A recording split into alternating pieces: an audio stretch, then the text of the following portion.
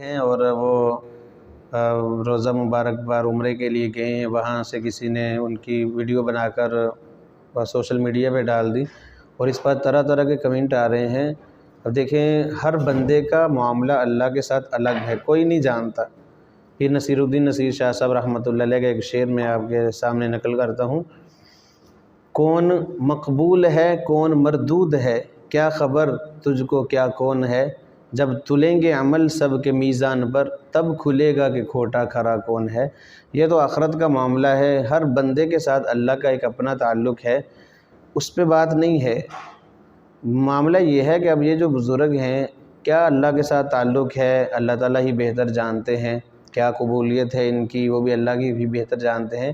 لیکن اس پر جو لوگوں نے کمنٹ شروع کیے ہیں، بعض کہتے ہیں کہ یہ صحابہ کرام کے مشابہ ہیں، بعض کہتے ہیں کہ یہ خضر علیہ السلام لگتے ہیں، بعض کہتے ہیں کہ یہ حضرت عثمان غنی رضی اللہ تعالیٰ عنہ کے حلیے میں ہیں۔ ایسی باتیں کرنا بالکل غلط ہے، ناجائز ہے۔ دیکھیں، صحابہ کرام کو تو ہم میں سے اس دور میں کسی نے نہیں دیکھا، 1400 سال ہو چکے ہیں صحابہ کرام کے زمانے کو، کسی نے نہیں دیکھا۔ تو جب دیکھا نہیں ہے کسی کو اور اس کے ساتھ مشابہت دینا کسی کو، یہ بالکل جائز نہیں ہے۔ تو ان بزرگوں کے بارے میں ایسی لب کشائی ہمیں نہیں کرنی چاہیے۔ ان کا تعلق اللہ کے ساتھ کیا ہے وہ اللہ تعالیٰ ہی بہتر جانتے ہیں، لیکن ہمیں ایسی تشبیہات سے بچنا چاہیے کہ صحابہ کرام جیسی تشبیہات دینا۔ یاد رکھے، صحابہ کرام وہ مقدس جماعت ہیں کہ اگر زمانے کے سارے ولی بھی مل جائیں تو صحابہ کرام کے پاؤں کے خاک کے برابر بھی نہیں ہے۔